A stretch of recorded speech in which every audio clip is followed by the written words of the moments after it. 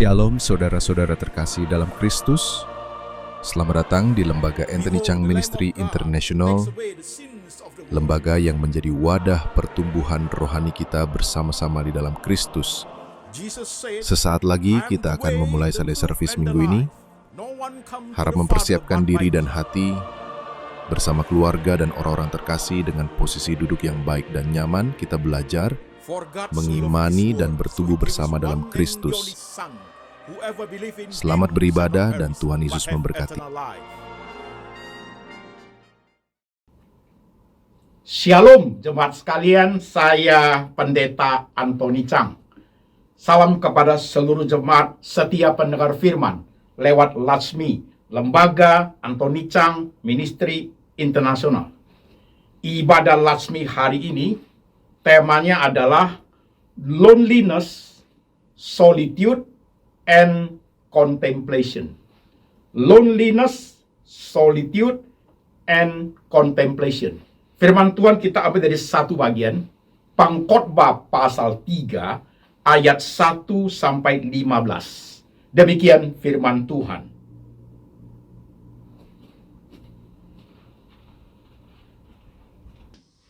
Untuk segala sesuatu ada masanya, untuk apapun di bawah langit ada waktunya. Ada waktu untuk lahir, ada waktu untuk meninggal. Ada waktu untuk menanam, ada waktu untuk mencabut yang ditanam. Ada waktu untuk membunuh, ada waktu untuk menyembuhkan. Ada waktu untuk merombak, ada waktu untuk membangun. Ada waktu untuk menangis, ada waktu untuk tertawa. Ada waktu untuk meratap, ada waktu untuk menari. Ada waktu untuk membuang batu, ada waktu untuk mengumpulkan batu. Ada waktu untuk memeluk, ada waktu untuk menahan diri dari memeluk. Ada waktu untuk mencari, ada waktu untuk membiarkan rugi. Ada waktu untuk menyimpan, ada waktu untuk membuang. Ada waktu untuk merobek, ada waktu untuk menjahit. Ada waktu untuk berdiam diri, ada waktu untuk berbicara. Ada waktu untuk mengasihi, ada waktu untuk membenci. Ada waktu untuk perang, ada waktu untuk damai. Apakah untung pekerja dari yang dikerjakannya dengan berjerih payah? Aku telah melihat pekerjaan yang diberikan Allah kepada anak-anak manusia untuk melelahkan dirinya. Ia membuat segala sesuatu indah pada waktunya, bahkan ia memberikan kekalan dalam hati mereka. Tetapi manusia tidak dapat menyelami pekerjaan yang dilakukan Allah dari awal sampai akhir. Aku tahu bahwa untuk mereka tak ada yang lebih baik daripada bersuka-suka dan menikmati kesenangan dalam hidup mereka.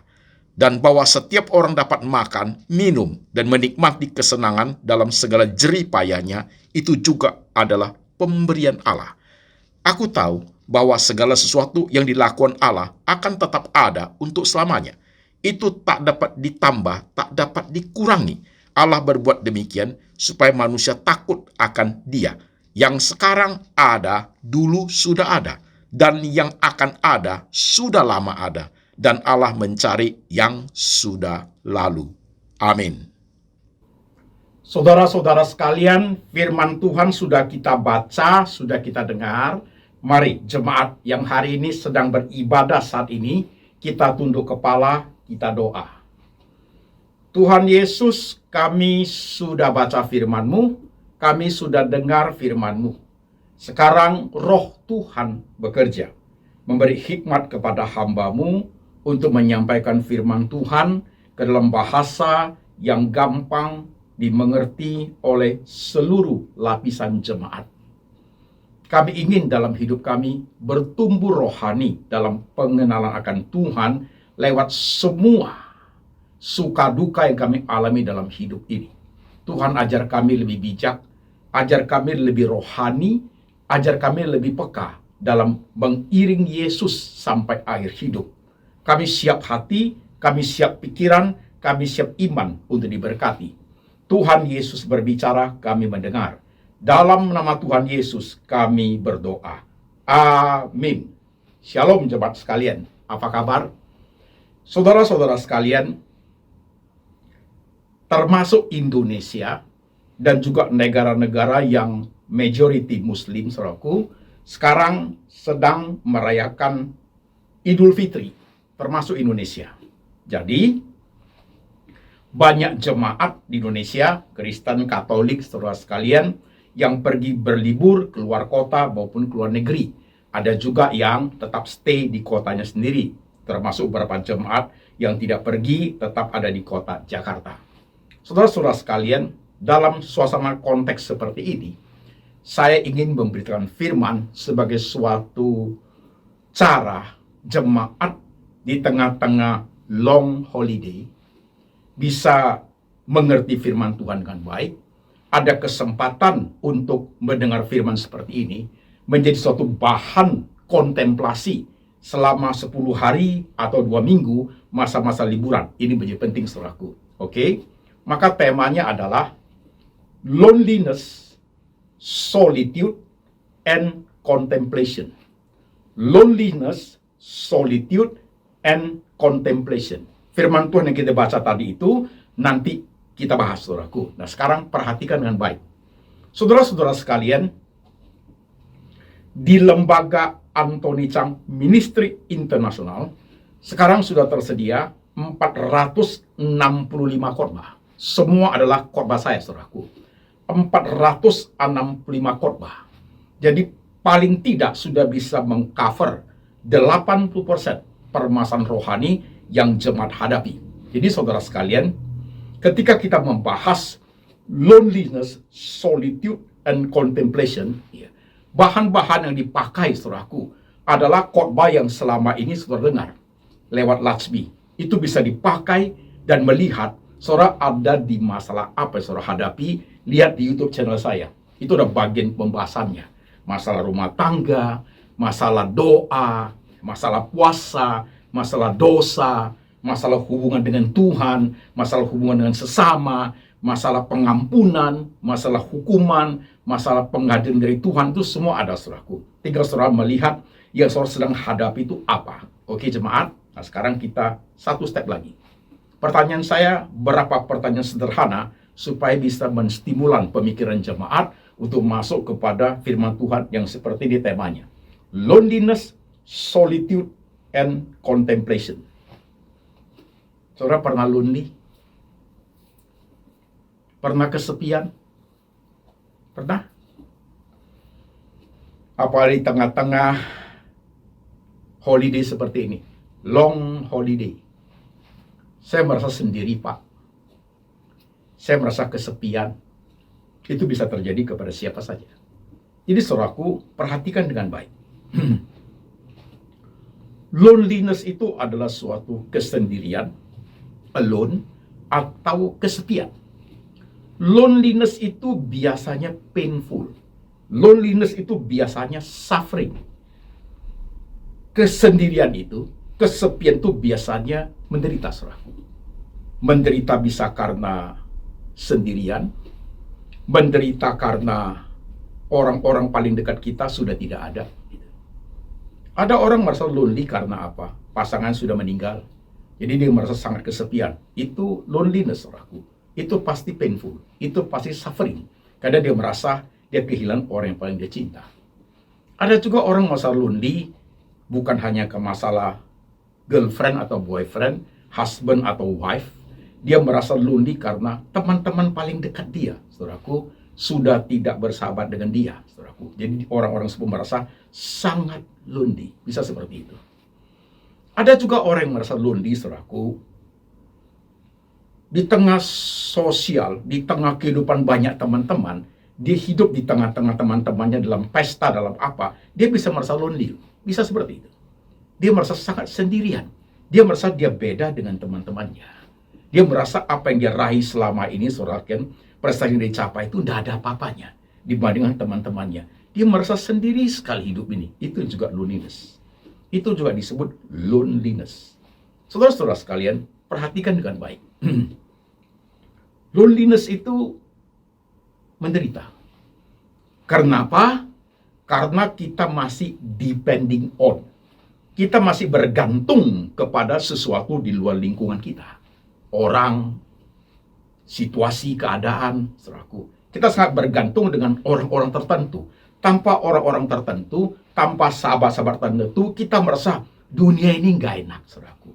Jadi kita sangat labil dalam hal itu, kita sangat depending on, kita sangat bergantung pada sesuatu di luar diri kita. Itu loneliness, saudaraku. Perhatikan dengan baik. Dan itu bisa terjadi kepada siapa saja, termasuk hamba Tuhan. Nah, sekarang saya geser satu step, saudara perhatikan. Solitude.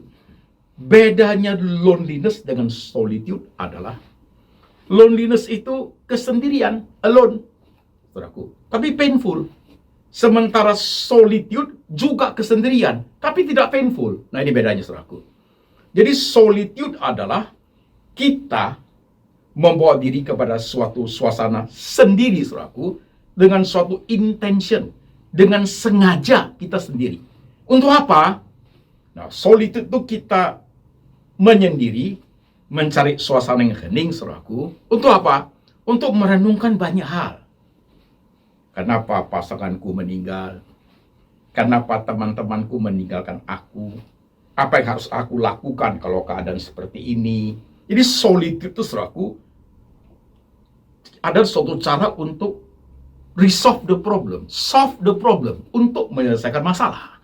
Kalau loneliness hanya painful, grieving, berduka cita terus, no way out. Tetapi kalau solitude, saudaraku, sengaja mencari tempat yang sunyi untuk memahami hidup. Pasanganku sudah meninggal, orang-orang tidak bersahabat dengan aku lagi, di tengah suasana seperti aku merasa aku gagal hidup. What should I do dalam keadaan seperti ini? Masalahnya di mana? Saya harus bagaimana?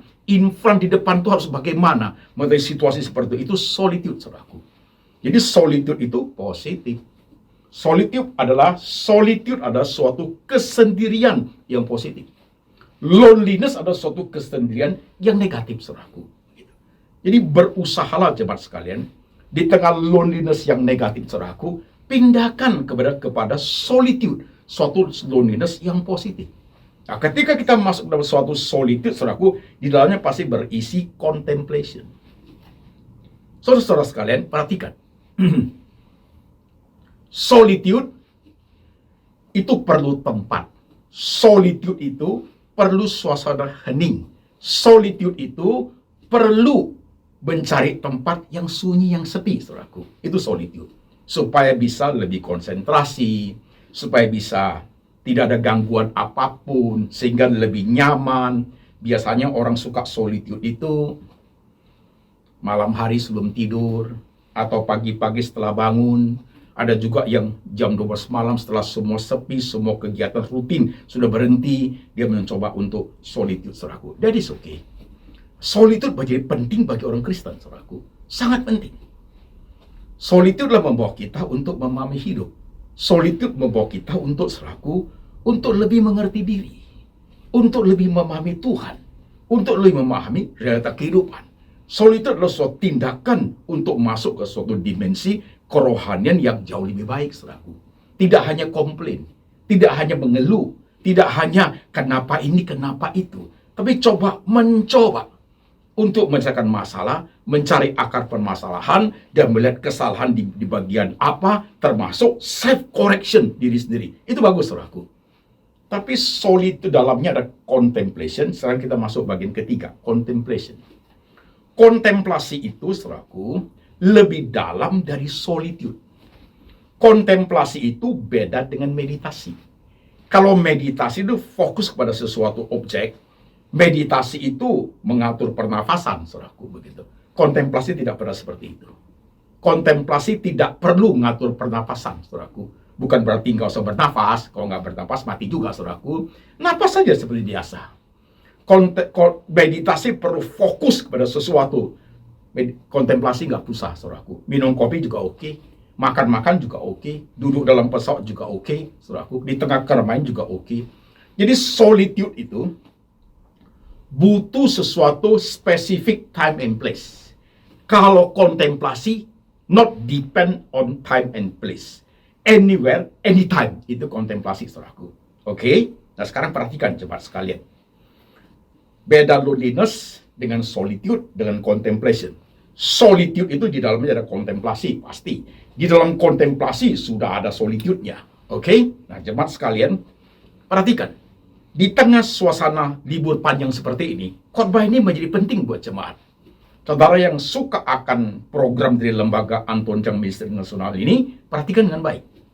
Tadi saya sudah mengatakan, saya dalam Latsmi ini punya 465 khotbah, mengcover 80% permasalahan kerohanian jemaat. Dan pas konteksnya perikop yang kita baca tadi itu, everything has its own time. Ayat yang kita baca, segala sesuatu ada waktunya, dan memang ada waktunya saat ini untuk saudara berlibur, ada waktunya untuk berdiam diri, ada waktunya untuk family gathering, kumpul keluarga, ada waktunya untuk rehat sebentar, ada waktunya untuk menjauhkan diri dari keramaian, ada waktunya untuk suasana hening, saudaraku, ada waktunya. Nah, sekarang gunakan dengan baik jemaat sekalian. Sekitar 10 hari engkau liburan, saudaraku. Ada yang berlibur di Jepang, ada yang berlibur di Korea, ada yang berlibur, pokoknya negara Asia, saudaraku. Kalau ke Eropa agak was-was karena akan lewat Middle East, suasana sana lagi perang, saudaraku. Ada juga yang berlibur di Jakarta, di kota aja, kota sendiri. Ada yang berlibur cari suasana yang lain. It's okay, saudaraku. Nah, perhatikan dengan baik. Jemaat sekalian, everything has own time. Gunakanlah waktu yang ada sekarang. Bisa lihat istri, bisa lihat anak, bisa lihat cucu. Ada suasana untuk gathering itu. Ya, apalagi suasana luar negeri itu indah sekali, saudaraku. Nah, gunakan dengan baik. Untuk apa? Solitude and contemplation. Bukan berarti pada saat kita liburan panjang tidak ada masalah, saudaraku. Banyak masalah-masalah yang kemarin-kemarin belum selesai, masih tinggal di hati, tinggal di pikiran. Untuk sementara kita stop dulu suasana liburan, tapi itu akan dibawa ke masa depan. Kesempatan ada untuk solitude, untuk contemplation. Jadi waktu di tengah liburan dengan keluarga, anak, istri, suami, lihat mereka lagi happy, saudara lagi minum kopi ini, contemplation. Kontemplasi tidak butuh tempat dan waktu yang sunyi. Di mana saja. Tuhan tuh anak istriku, suamiku, happy mereka. Saya ada satu masalah, Tuhan Yesus. Masalah bisnis kemarin, saya harus bagaimana? Ya. 10 menit you contemplate. Speak from heart to heart dengan Tuhan. Kalau ibarat handphone, suatu vertikal, suatu signal yang kuat. Jadi kalau kerohanian adalah suatu vertikal dengan Tuhan, suatu kepekaan rohani yang kuat untuk berinteraksi dengan Tuhan. Jadi kontemplasi, saudaraku, ada suatu perenungan yang mendalam, yang menyangkut permasalahan hidup, yang menyangkut nilai-nilai kehidupan, yang menyangkut hubungan kita dengan Tuhan, menyangkut tentang pemahaman diri, self-correction, evaluasi diri, dan menyangkut tentang mengerti maksud dan rencana Tuhan, saudaraku. Itu kontemplasi. Saudara sekalian, ini sangat penting. Gunakan kesempatan ini dengan baik. Selama 10 hari. Wherever you are. Mau di Jepang kek, di Korea kek, atau di Dubai kek, lagi suasana perang. Atau di Hong Kong, di China, atau saudara ada di Bali, saudaraku, atau saudara ada di Melbourne, Sydney, Perth, saudara ada di Penang, Malaysia, Singapura, jemaat sekalian, kesempatan untuk kontemplasi, merenungkan banyak hal. Dan setiap masa yang saudara hadapi itu, Latsmi mengcover 85%. Yuk masalah apa? Cepat lihat ke Latsmi. Oh, tema ini yang Pak Pendeta Anton khotbah. Yuk dengar sekali lagi, yuk bahan kontemplate. Jadi selama 10 hari saudara liburan itu, bahan kontemplasinya lewat Latsmi itu banyak bukan main, saudaraku. 465 khotbah. Ada 100 seri khotbah kedewasaan rohani. Hari ini sudah sampai seri ke 80, sampai seri ke 61. Ada 100 seri khotbah aplikatif. Sampai hari ini sudah sampai seri ke 28, saudaraku. Banyak saudara bisa dengar kembali, contemplate. Bahannya banyak, saudaraku. Bahannya banyak. Oke, jemaat. Oke. Jadi dalam suasana liburan seperti ini, saudaraku, pakai khotbah-khotbah saya yang sudah mengcover kehidupan menjadi berkat itu. Mungkin dengar sekali lagi, oh ini ya, ada bagian-bagian penting yang perlu kamu ingat lagi. Saya lupa loh, Pak Pendeta ngomong apa itu ya. Mengkaitkan firman Tuhan dengan hidup saya dalam problem itu, apa poinnya, saudaraku? Saya ketemu banyak jemaat. Mereka bilang, saya dengar khotbah Bapak itu berkali-kali. Kenapa Pak berkali-kali? Karena ada bagian-bagian penting yang harus saya catat kembali. Saya lupa Pak. Gitu. Ada bagian penting perlu saya dengar kembali. Itu bagus, saudaraku. Jadi gunakan 10 hari ini. Dimanapun saudara berada. Loneliness tinggalkan. Masuk ke solitude. Solitude itu lebih dalam lagi, masuk ke dalam contemplation. Waktu solitude itu mungkin di hotel, pagi-pagi lagi minum kopi bisa. Waktu solitude itu mungkin pada saat malam dalam tamasya, liburan panjang itu anak-anak, istri, suami sudah tidur, saudaraku, bisa solitude. Tapi kontemplasi itu bisa di mana aja. Lagi makan dengan anak-anak, dengan family, lagi main ski, ya. Atau lagi suasana winter kan, atau lagi tempat suasana panas, saudaraku, atau lagi di kota Sydney, lagi di mall yang besar, barang-barang mewah di situ, lagi ngopi, bisa contemplate. Atau saudara di airport, atau saudara ada di tempat yang bagus sekali, pemandangan sangat indah, sangat sinerinya sangat bagus, saudaraku. Jadi itu alamiah, nature begitu. Di situ melihat burung lah, udara lah, suasana sangat enak seperti satu lembah. Itu kontemplasi juga bagus, saudaraku. Jadi wherever you are, gunakan kesempatan ini dengan baik. Saya nggak pernah lepas dari itu, saudaraku. Saya nggak pernah lepas dari itu. Puluhan tahun saya kontemplasi solitude dalam hal ini. Maka saudara melihat, setiap khotbah saya, kalau saudara teliti, saudara orang yang teliti, saudara orang yang peka, pasti touching your soul. Pasti menyentuh jiwamu, saudaraku. Ya, menyentuh bagian rohmu, saudara sekali. Kenapa? Lewat perenungan yang dalam, lewat pemahaman yang baik, lewat hati-hati untuk melihat semua kehidupan di dalam jemaat dengan segala perubahan yang ada. What should I preach, Tuhan Yesus? Begitu saya tanya Tuhan. Saya harus bicara apa? Saya harus khotbah apa, Tuhan? Di tengah keadaan jemaat yang seperti ini, dalam dunia yang serba porak-poranda seperti ini, yang dunia penuh glamor seperti ini, tantangannya begitu besar, kejahatan begitu besar. What should I preach? Saya harus khotbah apa, Tuhan? Itu memerlukan perenungan, saudaraku. Bukannya sekedar buka ayat Alkitab, udah nggak bisa jemaat sekalian. Perlu memahami jauh lebih dalam. Karena masalah jemaat itu banyak. Satu jemaat dengan jemaat yang lain tidak sama. Untuk masalah yang sama, ada cara pendekatannya pun beda, jemaat. Oke? Sangat menarik untuk informasi seperti buat jemaat. Everything has its own time. Gunakan dengan baik. Mungkin setelah 10 hari, waktunya sudah lewat. Balik lagi ke Jakarta, balik lagi ke kota sendiri, balik lagi ke Indonesia, saudaraku, kerja lagi, kehidupan bisnis jalan lagi. Itu liburan sudah lewat. Time has gone, telah hilang. Tapi ketika dia masih ada, gunakan dengan baik. Ada waktunya libur, ada waktunya kerja. Ada waktunya happy, ada waktunya sedih. Ada waktu tersenyum, ada waktu menangis. Ada waktu bertemu, ada waktu berpisah. Ada waktu mengasihi, ada waktu membenci. Ada masa muda, ada masa tua. Gunakan dengan baik, saudaraku.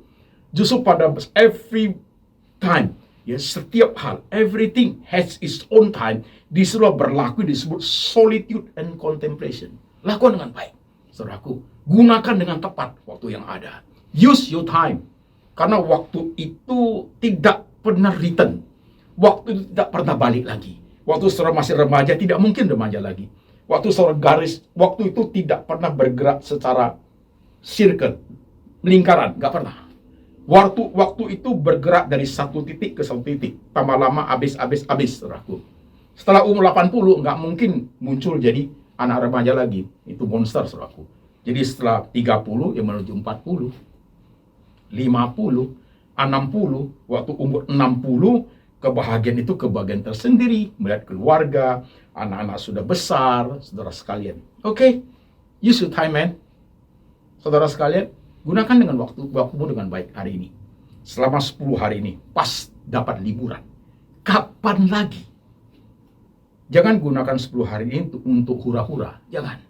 Minumlah, mabuklah, judilah. Kapan lagi, Pak Pendeta? Jangan. Sayang tuh waktunya. Gunakan 10 hari liburan itu untuk family bonding.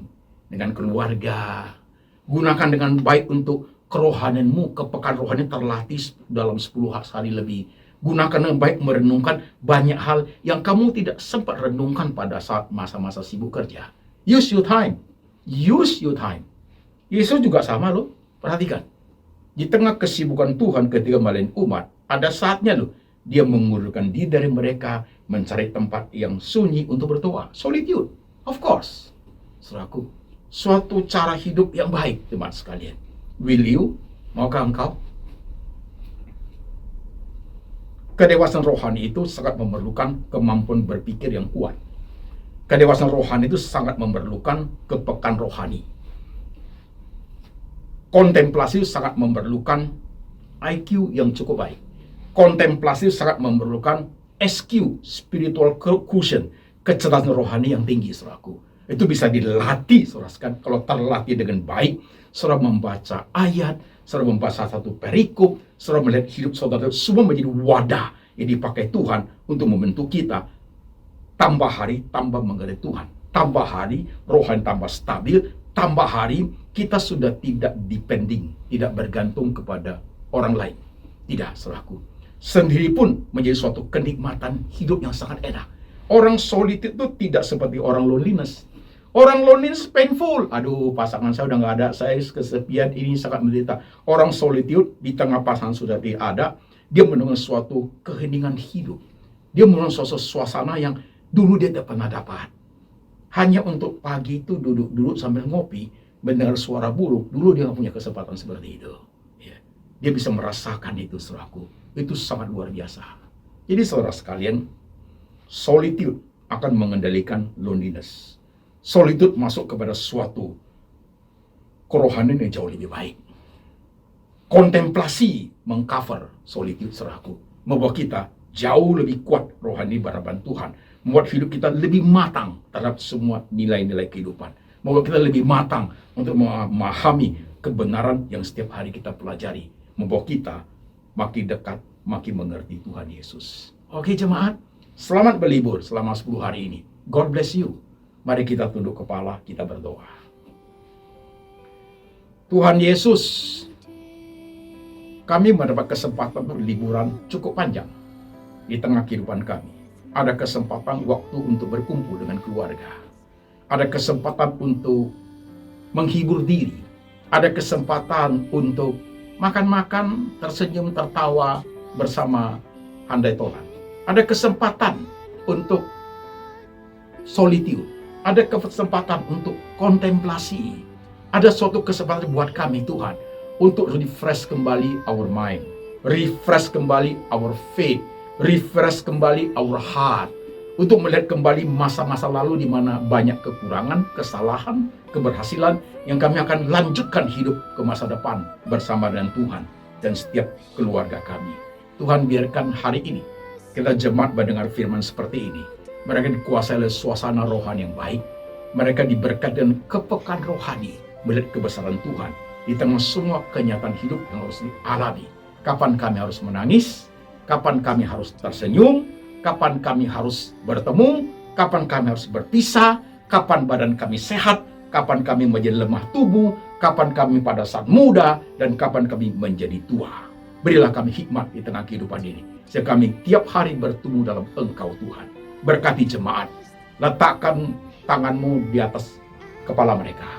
Letakkan tanganmu di hati mereka Tuhan. Meteraikan firman hari ini, supaya mereka menjadi umat-Mu yang dewasa rohani, mengerti makna hidup di tengah kontemplasi dan solitude yang mereka lakukan setiap hari. Dan berkat ini turun atas jemaat. Kasih dari Allah Bapa turun atasmu, Yesus Kristus Gembala yang baik, pemelihara jiwamu, dan Tuhan Roh Kudus senantiasa mengingatkan engkau akan kitab suci, hidup seturut dengan firman, sampai selama-lamanya, sampai Tuhan datang kembali menjemput setiap kita yang percaya. Dalam nama Tuhan Yesus. Amin.